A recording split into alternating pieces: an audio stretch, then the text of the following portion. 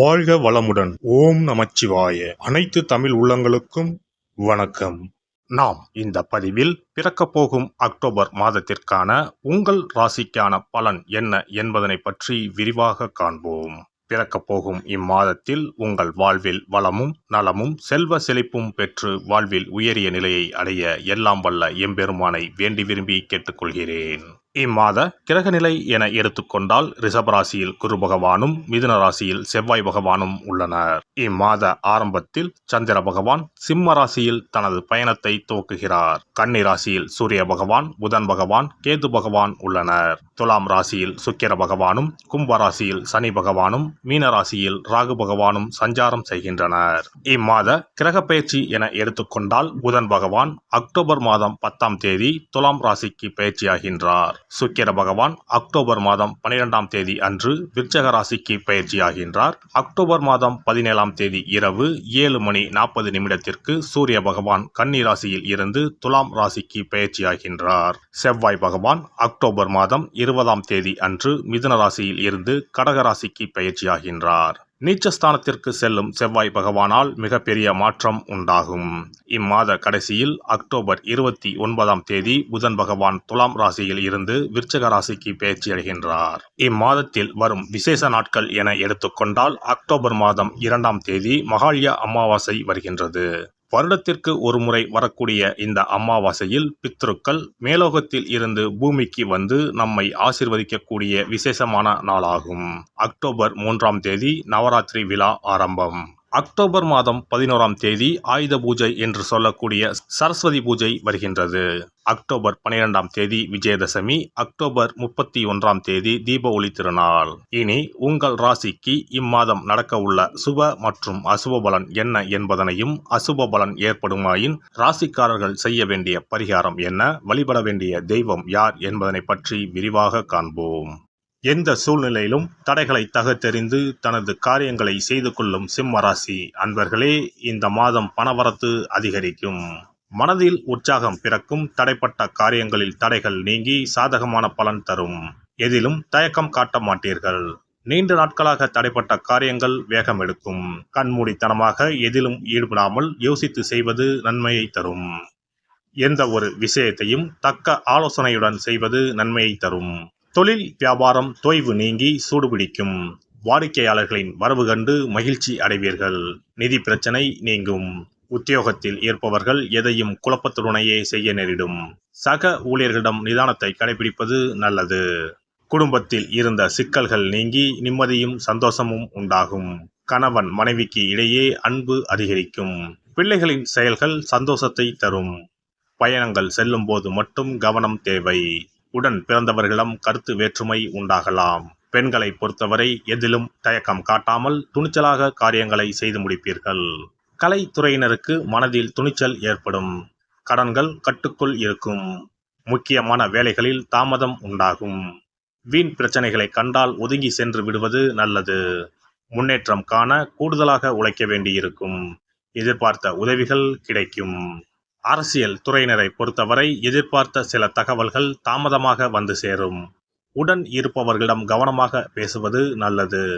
ஒரு சில காரியங்களில் அவசரமாக முடிவு எடுப்பதை தவிர்ப்பது நன்மையை தரும். முக்கிய நபர்களின் அறிமுகம் கிடைப்பதுடன் அவர் மூலம் உதவியும் கிடைக்கும். வெளியூர் பயணங்கள் செல்ல நேரலாம். மாணவர்களை பொறுத்தவரை கல்வியில் எதிர்பார்த்த வெற்றிகள் கிடைக்க பாடுபட வேண்டியிருக்கும். நட்சத்திர பலன்கள். மகம் நட்சத்திரம். பலவிதமான துறைகளில் முன்னேற்றம் கிடைக்கும். தெய்வ அனுகூலம் கிடைக்கும். பொருளாதார வளம் சிறப்படையும். காரிய அனுகூலம் கிட்டும். செல்வாக்கில் முன்னேற்றம் ஏற்படும். உங்கள் முயற்சிகளில் தடைகள் ஏற்பட்டாலும் அதை முறியடிக்கும் வல்லமை கிடைக்கும். பூரம் நட்சத்திரம். குடும்பத்தில் கணவன் மனைவி இடையே அன்பு நீடிக்கும். சுப நிகழ்ச்சிகள் உடனடியாக நிறைவேறாமல் போகலாம். தெய்வ நம்பிக்கையில் அனைத்தும் சுபமாக நிகழும். உத்தியோகம் பார்ப்பவர்கள் தொடர்ந்து சற்று சிரமத்தை எடுத்து உழைக்க வேண்டி இருக்கும். உங்கள் உழைப்புக்கு தகுந்த செல்வாக்கும் பணவரவும் கிடைக்கும். மேல் அதிகாரிகளுடன் அனுசரணையுடன் நடந்து கொள்ளவும். உத்திரம் 1ஆம் பாதம். உங்கள் பொறுப்புகளை பிறரிடம் ஒப்படைத்து விட வேண்டாம். வியாபாரிகள் பின்தங்கிய நிலையில் இருந்து மீண்டு முன்னேற்ற பாதையில் அடியெடுத்து வைப்பர். பணவரவு அதிகரிக்கும். புதிய தொழில் தொடங்குவதற்கான ஆர்வம் பிறக்கும். குறைந்த முதலீட்டில் தொழில் தொடங்கலாம். ஞாயிற்றுக்கிழமை தோறும் அருகில் இருக்கும் சிவன் கோவிலில் உள்ள கால பைரவரை வணங்கி வாருங்கள், நல்லதே நடக்கும். சிறப்பு பரிகாரம். சொந்த வீடு அமைவதற்கு ஆன்மீக பரிகாரம். சொந்த வீடு கனவு நிறைவேற வேண்டும் என்பதற்காக எத்தனையோ கோவிலுக்கு சென்று எத்தனையோ பூஜை வழிபாடு என செய்தும் ஒன்றும் நடக்கவில்லை என்பவர்கள் வீட்டிலேயே இந்த எளிய பரிகாரத்தை செய்து வந்தால் நல்ல பலன் கிடைக்கும். எளிமையான இந்த 2 பரிகாரங்களை செய்து வந்தால் விரைவில் சொந்த வீடு யோகம் அமையும். அதனால் நம்பிக்கையுடன் இந்த சக்தி வாய்ந்த வழிபாட்டை செய்து வரவும்.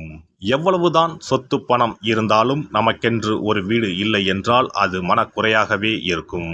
சொந்த வீடு வாங்க முடியவில்லையே என்பது பலரின் ஏக்கமாகவும் கனவாகவும் இருந்து வருகிறது.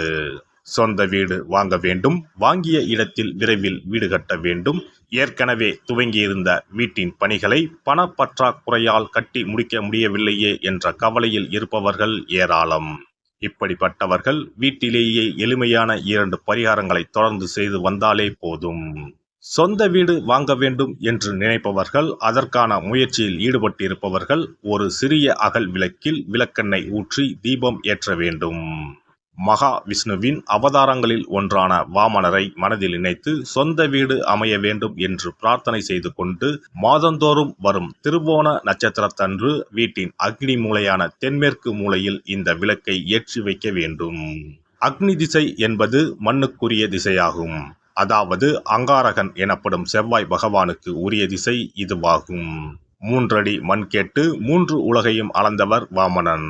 அதனால் அவரை நினைத்து பால் பாயசம் நிவேதனமாக படைத்து வழிபட்டு வந்தால் விரைவில் சொந்த வீடு யோகம் அமையும்.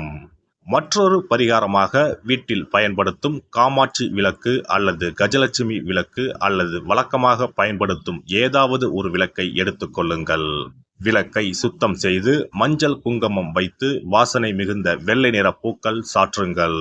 பிறகு 5 ரூபாய் நாணயத்தை விளக்கிற்குள் போட்டு நெய் அல்லது எண்ணெய் ஊற்றுங்கள்.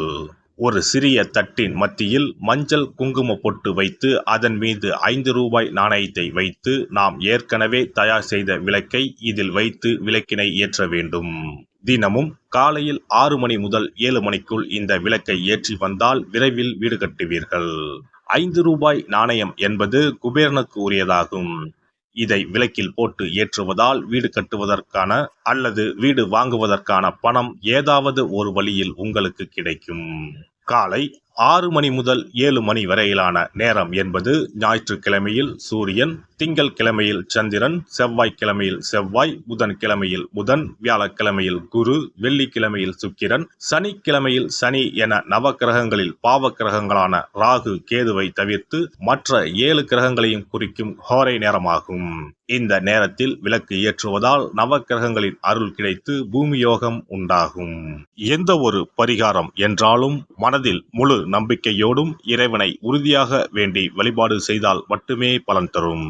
எளிமையான இந்த பரிகாரத்தை தொடர்ந்து செய்து பயன்பெறுங்கள்.